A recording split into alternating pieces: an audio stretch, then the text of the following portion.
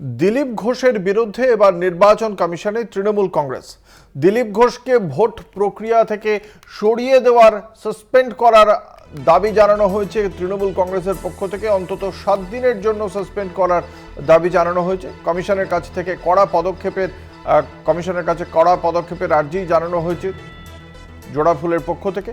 আজকে তৃণমূল কংগ্রেসের পক্ষ থেকে একটি প্রতিনিধি দল যায় নির্বাচন কমিশনের দপ্তরে এবং সেখানে তৃণমূল কংগ্রেসের পক্ষ থেকে এই দাবি জানানো হয়েছে কমিশনের কাছে।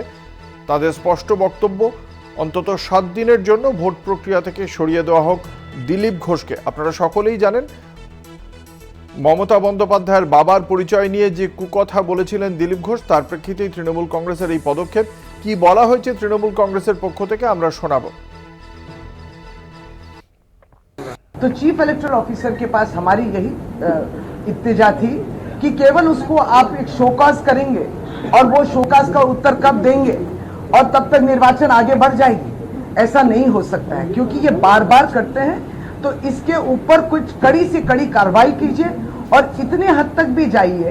हमारी तो यही उम्मीद है कि अगर एक उम्मीदवार इस तरीके से बातें करते हैं ममता बनर्जी के संबंध या महिला के संबंध में, तो उनकी तो कैंडिडेचर को भी बंद कर देना चाहिए, बातिल कर देना चाहिए।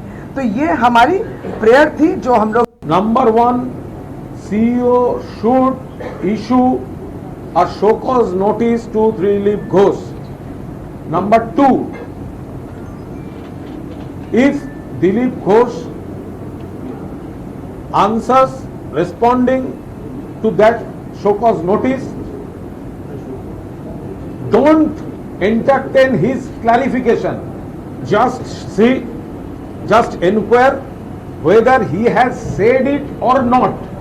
Don't go into her clarification. He will be trying to defend his statement, but you just inquire about whether he had made the statement or not. If it becomes true, and that is true, then he should be suspended from the election process for minimum 7 days.